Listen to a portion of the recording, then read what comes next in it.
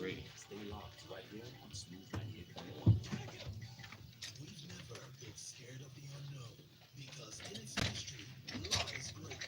Good morning, Messiah. You made it. Good morning. I'm very Welcome. sorry. Hello, This is morning. We Dara. changed our driver and Yeah, you he didn't know the doesn't know way, eh? this. I didn't even know he didn't know until this morning. So, how do you want to start? The agriculture? I think that thing's going to take up all our time. Show the agriculture thing. Mm-hmm. Yeah, And then, where do you want to go from there? I Oh, think that's I the want to do printout. power. Can't actually my The phone. power. No, okay, it's okay. I think I want to do the power thing. The MTN story is not too much. It's just a transfer to the right authority, in my opinion. Okay. There's nothing there yet. So I think agriculture is the main thing. Then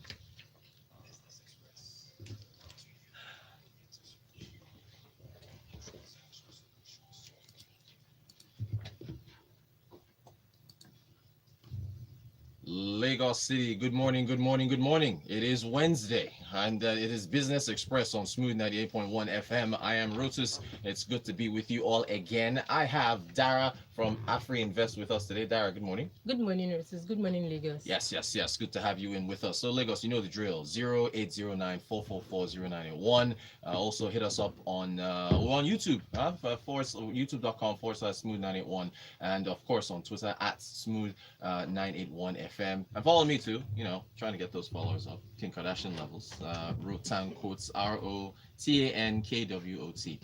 We start with agriculture, and we hopefully can get to some other topics, but Lagos, there's a devastating article in the Financial Times that was released yesterday. I feel like I need to read everything word for word, and we should get into this article because it really makes one think about Africa's dependence, particularly sub-Saharan Africa's dependence on agriculture. So here's the headline in the Financial Times. This is the UK financial publication. Africa reduces industrial activity as Asia grabs market share. But now I have to read this first paragraph. Yeah, it says, and listen, Sub-Saharan Africa is just as dependent on agriculture as it was 40 years ago, even as the sector's importance in the economy of every other region in the world has plummeted. Potentially worse still, the manufacturing sector's share of overall economic activity has almost halved, has almost been cut in half in Africa over the same period. An almost unprecedented example of deindustrialization occurring in a poor region with a surfeit of low-income workers. Dara, this I need to I should share this with people so they can read this. So, what did you think of this piece that they wrote? Because they included some charts showing agriculture's contribution to GDP over the years in different regions: Latin America, Europe, Asia, everywhere else it's gone. It's reduced, but with us it stayed where it is. I mean, so these are other human beings that eat crops like us. They have less of a dependence on the sector than we have, but it's reduced, but our own has still stayed up there. What did you think? I think it's just a sign of gross underdevelopment of the economy, Mm. if you ask me. So normally, when we are planting crops, we are not able to process them into finished product. Take for example cocoa. Yeah. We're planting cocoa, we can't process it into beverages, into chocolates. So we are not capturing the value across the value chain. Because the contribution of like the crops is like about 10% of when you hold it chocolate bar, for example. Yes. The crop is about 10%. The processing, the packaging, and everything captures the remaining of the value. So it just shows how the economy has not yet developed in sub-Saharan Africa. So there's something called structural transformation in economy. Yeah. An economy is supposed to come from an agrarian economy, totally dependent on agriculture, to go into manufacturing, and then go into services. Right. So it's not like on absolute level agriculture is supposed to decline, but its share as a component of the economy is supposed to decline gradually because you're supposed to move your productive manual labor force and productive resources to manufacturing where the value is, and by the end of the day move it to services. Right. Take for instance the US economy, the developed market. You will notice that agriculture is less than 10% of the economy. Right. Manufacturing is about 10%.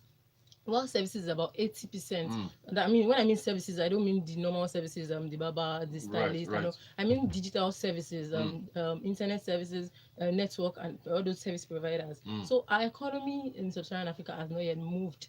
It has not yet evolved from where it was in agriculture, then move to manufacturing. So we're not making use of our productive force and resources Yeah. as it should, and that's why we're not capturing enough of the value. But you naturally think that in Asian market, for example, see where China is. Look at 5G. So they've left production, agriculture. They've not left manufacturing because it's Right. now a bit expensive to even manufacture there because labor force has gotten expensive. Mm. And moving into services. Right. And you assume that all those resources should pull into Africa, right? But what we're seeing is not the case. Yeah. Because infrastructural development. It's I mean, still I'd an rather issue. go into Ghana to produce. I mean, than come to Nigeria, for example. Yeah. I mean, power. I mean, road networks, skilled manpower. It's not just about labor force, we are population explosion. No, Mm. it's about what can your labor offer. So we won't see that FDI as strong as it should because we are not able to like bring about this growth in manufacturing and services. But the external capital that we need won't come in because of our own structural challenges. And if over the last, I mean, this is 4 decades we're talking about, if over the last 40 years we haven't seen this change happen, what then does one expect over the next 40 years? I mean, when can we now expect to see? Because if you look at this particular administration, the last excuse me, last administration, there is still this hell bent focus on agriculture being the way out for us. So who's to say that about 40 years from now we still be where we are? I think it's just wrong orientation. Yeah. Because even at the production levels of agriculture, we are not able to feed even our own people. Right. Exactly. So what's the fuss about agriculture, going into agriculture? Why are we remaining underdeveloped? Why are we remaining primitive? Yeah. So we're not still able to feed our people. Even from the farm to the market, there's a lot of wastages. There's a lot of losses on the way. We don't even have the right storage equipment. We can't bring tomatoes, for example. We can't use tomato off season in Nigeria. So it is really a problem that we need to deal with internally. It's not just about the force, about planting. The yields are low because we don't even have the right facility. We're not even using the modern techniques enough as it should. It's still more of subsistence and a little bit of commercial production.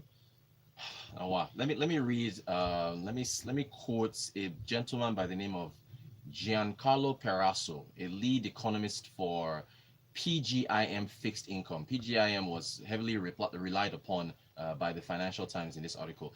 He said here, he says, okay, Mr. Perasso was a little more upbeat, arguing that Africa boasted not just a competitive advantage, but an absolute advantage for crops that cannot be grown in much of the rest of the world, such as cocoa, coffee, tea, and flowers, making it a natural strength for the continent. I want to use an analogy to respond to this here. Imagine you buy a plot of land, yeah, and you build a house on it, you raise a family, and it just so happens that your plot of land has plantains, tomatoes, bananas, yams. I mean, the land is just rich and fertile for you to grow.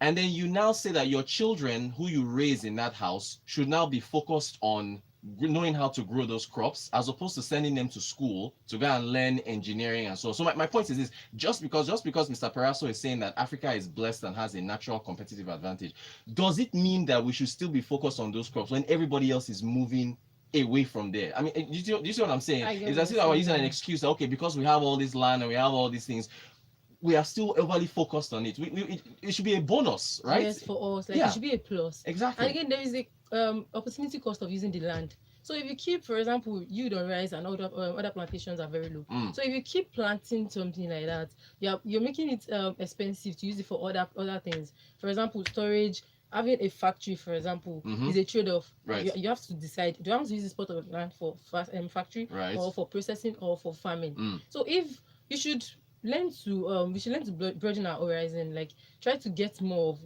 what is the cost benefit. Right. If I'm planting, what is the benefit if I'm using half of this to plant and half of this to store or process?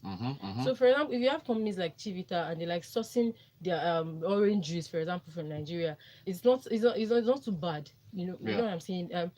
When you have trucks that have refrigerators inbuilt, or storage facilities, that you can even move them around even in the same country with ease, with convenience, without destroying so much value along the line. All right, let's get to some comments here. Benga Kamurutus, our policymakers are saying Agric is contributing more to the economy as we're no longer the largest producers of rice in Africa. Yeah, the rice addiction. Andy says is here. Excellent thoughts from your guests. That's Dara from AfriInvest. However, we can't kickstart without steady power supply, power is the X factor. I think, Dara, we're going to get to power in a second, Abi. Yeah. Yinka, good morning. Just to put this out there, your analyst is sound and assertive this morning, easy to understand and in-depth knowledge. Thank you. Okay, that's for another Yinka. Thank you for that, Yinka. Abby says someone needs to grow the food. Okay, so someone needs to grow the food required by the world, the rest of the world. However, we need to get smart about the way we think. But if people are not educated, they won't see beyond the mouth that they need to feed. Hello, Rotus. This is from Dakbo Banjo. Good morning. We are still stuck in the primitive value of the value chain because we refuse to invest in the overall system, education, infrastructure, transportation, post processing, etc., etc., etc. Benga comes back. Without investment in power, industrialization is impossible. Okay, so Dara, why don't we? I've argued this before. Thank you all for your messages, everybody. Why don't we just pour everything into power? In fact, what's the next? There was an update on The Mambila power. the Mambila power thing. We can just move on to power now. The plant, Mr. President is, I think, what's the news? He set up another committee. Yeah, inaugurating an intersecretarial committee. Yes, thereabout, committee, to, like, look into committee. the power. So What that are they? Mambila, What are they? Oh, the God. power sector issue again. So the power sector is a whole lot. Right. So the Mambila power in Taraba is a project dated back to 1982. Wow. So there's been a lot of MOUs. There's this particular MOU with a sunrise company in China that is supposed to take effect. They're supposed to it's supposed to be a build, operate, and transfer agreement. Yes. But then, as usual, let me use this word, we messed up. Uh-huh. So the company is dragging dragging Nigerian government to Paris Chamber of Commerce, Okay. like to hold us responsible because they spent a lot and Right. all that, and they are saying they are not going to spend another dime until we fill a part of the agreement. So now Mr. President is setting up the plant is actually worth 3,050 megawatts. Okay. So it's supposed to be one of the biggest, I think, in Africa. Okay. When it becomes operative. But then here we are, the back and forth of regulatory administrative issues, suspension of contracts, cancellation of contracts, and then all. So the president is setting up a committee to look into this just to ensure that we get funding. Okay. Because we're not going to get funding if you don't clean up our house. Yeah. So yeah, that's what the president is still doing, trying to still inaugurate the committee. Okay. Isaac from Ikeja. Shout out to Dara from Afro Investor. Dara, you're getting lots of fans here. You're getting lots of fans here from from our listeners. Good morning, guys. I'm Olumide from VI. Our guest knowledge on economics and economy is amazing. Nigeria, sadly, is a developing country and total dependence on agriculture is a major feature. Sadly, the output is declining and population is increasing. So in the long run, I fear it may decline. That's from Olumide. Look, there's the power issue, the Did discos. you read in the news yesterday that they suspended the Okay, yes. in tariff? Thank you for that. We're still going back and forth on that. Yeah. So the increase in power tariffs has been suspended for now. I think was it a court order or was it now? I think like it was the house. Yeah. So okay, but this is the thing now, and this one is a little touchy because some folks believe that the tariff shouldn't be increased until their power supply increases. But it's the same chicken and egg situation. Yeah, what is the chicken that brings about egg or the egg brings right, about the chicken? Exactly. So the power sector, like I mentioned, is a whole lot of stress and headache. So the funding is inadequate, the discos, there are wastages, they are not remitting enough. I think now there's a minimum remittance level that's been given to the discos to remit so that at least production can be focused. And the sector is unattractive to investors. Right. So first of all, I think the advantage of the increase in tariff is what we should be looking at. So if there's an increase in tariff, let's even leave in the effectiveness. I mean, power supply and all. Okay. Yeah. The increase in tariff, it means liquidity issues will be resolved across the value chain to a certain extent. Right. I mean, and again, it will become attractive to investors. So that's one thing that we should focus on. Another thing is that discos get more, they put more into investment. Government's expenses reduces in terms of subsidies. Right. So government subsidy, I think we estimate about 500 billion for next year, for 2020, in terms of subsidies. It has been reduced from about 2 trillion over the last 3 years. So if we try and allow this implementation, I get the point of consumer spending, depressed income and all, but let's allow this implementation. Let this sector be attractive to private investors, because Yola Discos, I think the major investor divested last year. So if we keep seeing private investors leaving this sector for the government that has been inefficient, I mean, we're not in for the change yet. Now the thing though is this is okay, but then there's also the issue of metering. There's also the issue of estimated billing, because and I think to come to the defense of the government, I have to say is I think they're a little scared as to if they raise tariffs now for people and people start paying more, they won't see the corresponding increase in increase in supply, supply, and that will probably lead to a lot of people getting really, really upset. So I don't know. Is that? But then I look, think- we're where we are, right? Yes, we need to move forward. Yeah. I mean, we Something need to has go to somewhere. happen. Something has to happen. Yeah. So I think our own arguments will now be that are we going to see a corresponding increase in power supply when the tariff implementation is on? Mm. Is there going to be adequate metering across board? Right. I mean, commercial users, industrial users, residential users. Are we going to see? I think in Enugu is now a bit mandatory for you to get a prepaid meter. Mhm. And again, if you see the metering level in Enugu, I think it's about 50% progress now. So Okay. I think this is essential. This is where we have, Right. like you mentioned. Right. Let's get on from here. Are we going to see increase in power supply? I mean, that's stemming from increase in remittance from discos to the transcos and then to the gencos. Mm. I mean, it's along the value chain, right? Mhm, So mhm. it's not, it may not be immediate.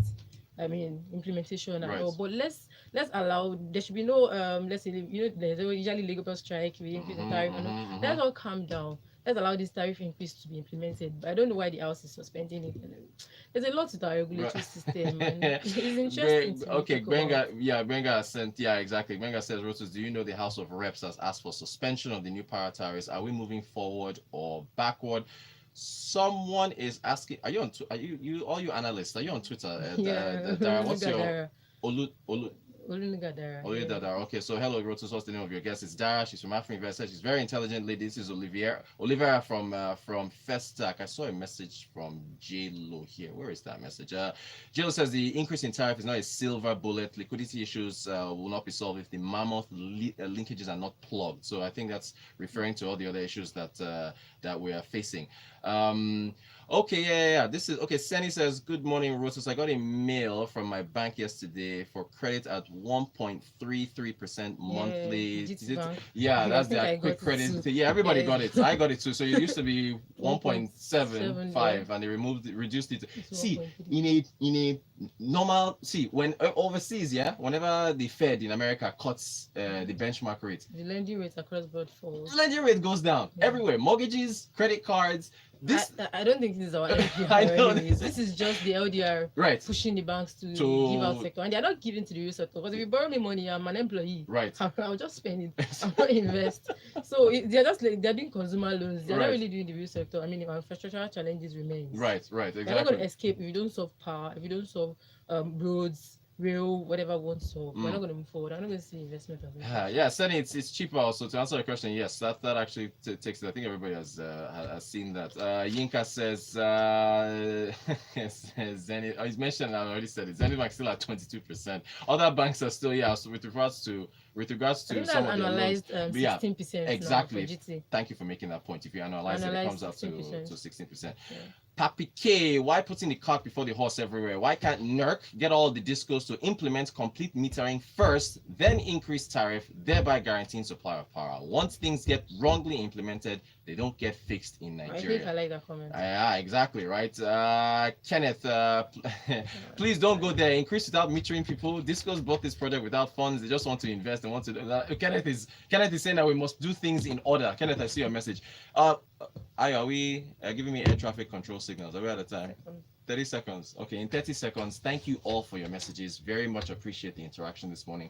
Dara from Africa, can you give your Twitter handle one more time? Olunuga Dara. Okay, excellent. So please follow her. I'm also tweet the video as well, so you can check out our handle. We'll tweet that at Smooth91FM. That's Business Express for today. We will catch you guys tomorrow. Thanks for tuning in. Well done. Thank you. Time Thanks just for the- What? The time wasn't.